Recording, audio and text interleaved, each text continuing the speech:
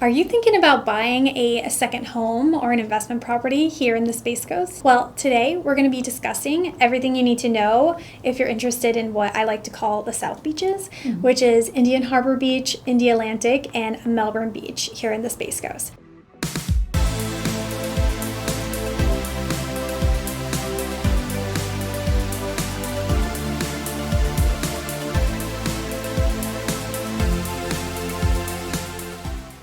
So I'm Rachel Langley with Florida Lifestyle Realty, and I'm here with Elise with Florida Casa. She is a property manager, a vacation property manager here in the Space Coast, and we go over everything you need to know before purchasing your first vacation rental.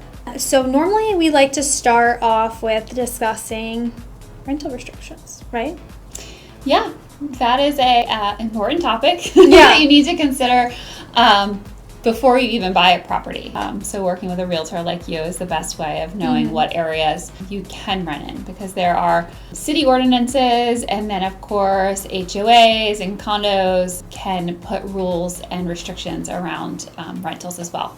Yes, absolutely. You don't want to buy a property and then find out later that you're not actually allowed to purchase, allowed to use it as either a daily or weekly rental. There are some areas that have restrictions, monthly restriction, 90-day restrictions. So we're going to discuss that today. So let's start off with the most northern part of the South Beaches. So Indian Harbour Beach to start off. So what are the restrictions in Indian Harbour Beach? Okay, so Indian Harbour is a great place to look at for vacation rentals. Even some neighborhoods within Indian Harbour, that's their primary focus. So there's no restrictions. You still have to go through a rental licensing process and get all your tax applications done, but it's definitely a good area to look if you're open to looking throughout the whole Space Coast. I would put that on the top of your list. Yes, absolutely. Okay. Along with Cape Canaveral, Cocoa Beach. Yeah, absolutely. And also, like we discussed in a lot of our other videos, just watch out for, if it's a condo, watch out for those condo restrictions, as well as if the single family home is in an HOA neighborhood, what those restrictions are. Even if the HOA, unless they are one of those neighborhoods that cater to the short-term rentals, even if they don't have restrictions now, you might not want to buy into that, because in the future they could vote and decide to make it long-term. We have seen that happen before. Okay, so Indian Harbour Beach is really relaxed. What about Indialantic? And also let's talk a little bit about the different areas of Indialantic. So just south of Indian Harbour, there's a little patch of land which is actually considered Melbourne, Florida. Now, I'm not talking Melbourne Beach, which is a little further south. Melbourne, Florida extends over the bridge and onto the beach side. So in those areas, of course, you're following Melbourne ordinances, and they also do allow short-term rentals. Check those areas though, because there's a lot of communities within there, so there are some HOA rules, but if you can kind of work between and find the right property, it might work out as a rental. Yes, absolutely. And the nice thing about buying a Melbourne property is that they don't actually have any licensing requirements for Melbourne. You just have to do the licensing requirements for Florida, which just makes it a little bit easier. And then south of there is Indialantic. Indialantic is a little bit trickier. They allow short-term rentals, but only east of A1A. So at that point, you're really limited to the condos and some of the luxury homes right on the beach.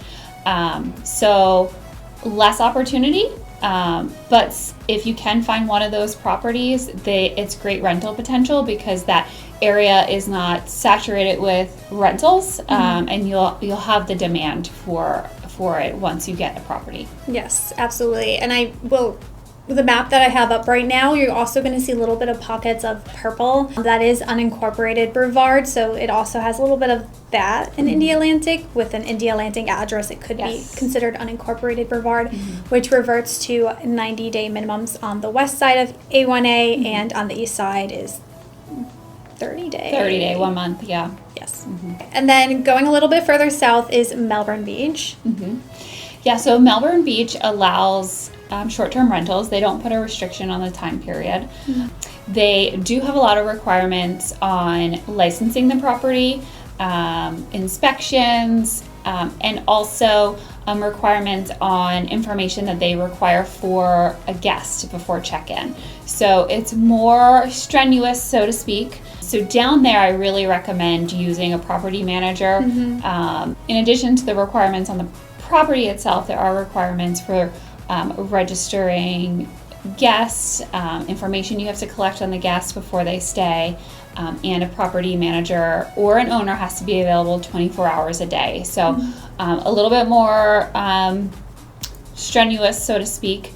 So I do recommend a property manager in that situation especially. There are some other towns, Cape Canaveral requires someone to be within a 60-minute drive. So that's another situation where, if you're kind of debating, do I really need a property manager? For those two areas, I highly recommend them. Right, yeah. Hey, Annalise, could you tell us a little bit more about the 2012 statute that goes over a little bit more about short-term rental restrictions? In 2012, there was this legislature that restricted infringing on a property owner's right and how they use the property. So rather than doing that, cities are doing things like requiring sketches, requiring inspections, just to make it not a free-for-all. And so what are, out of all, I guess, so we talked about 4 different areas. Which ones are the best to purchase a vacation rental in? So I think you have the most opportunity for properties in Indian Harbour from that grouping that we just spoke about. But I always, ask the person who's buying, what are your goals for the property? Is it a vacation home for them and they just want to offset some costs, so they want to rent it, every once in a while just to kind of offset some cost? Or is this an investment where you want positive cash flow every month? So those are some differences. So it's really hard to say this is the best area to buy a rental in, and it also depends on your lifestyle. How do you live? In other videos we've gone over Cocoa Beach, Cape Canaveral. Those are, what's the word I'm more touristy. More. I know, does that sound but bad, not though? at the same time. So they're touristy, but still really relaxed. They're not a Miami South Beach, right? Where I would also consider that touristy. So, yeah. But further south, as you go further south, it becomes more residential. Which is something someone looking for a second home might prefer. A little quieter, more relaxed lifestyle for sure. So absolutely. Again, it's a balance of potential rental income versus your own use, and also your lifestyle. So let's just talk a little bit about what these areas have for that visitors would be interested in. When I think of, visiting Indian Harbour Beach, of course you have the beautiful beaches there, but you're also only 15-minute drive across the bridge to O'Galley in downtown Melbourne for some awesome food, art galleries, shops. They're both historical, little downtown areas. Very, I love going down there just for a cup of coffee, people watching. So there's that. There are attractions down there as well. There's a great dog beach down there. Yes, we'll love to go to. Canova. Yeah, could be an opportunity to consider buying a short-term rental that also allows pets. Oh, that's a great point. Yeah, because it has Canova. So yeah, and that's also goes for Indialantic. They're right next to each other, so you also have the amenities Melbourne has to offer. Or if you have family in Melbourne, so you'll be close, but also on the beach. And then Melbourne Beach I feel like Melbourne Beach is like a surfer's paradise to me. Melbourne Beach is definitely, a very quiet lifestyle. I mean, in some areas you might need to drive 10, 15 minutes to get to a Publix, a grocery store, but it's for people who are really trying to get away, detach, leave stress behind them. There's lots of boating. There's some, nature parks down there. Golfing. Yeah, there's 2 or 3 really popular golf courses. So down there, you're not so much nightlife, less dining options. But if you, again, are going to relax at home, cook some great meals, a nice vacation property down there would be perfect. Yeah, absolutely. You're about 20 minutes, 30 minutes from Cocoa Beach, where more of the action will be, or nightlife. All right, everyone. So I hope you found this helpful if you're considering purchasing either a vacation rental, second home, supplement some income in any of the South Beach areas that we were talking about today. And also, if you haven't already, go check out our other videos. We have videos on Cape Canaveral, Cocoa Beach, and Satellite Beach.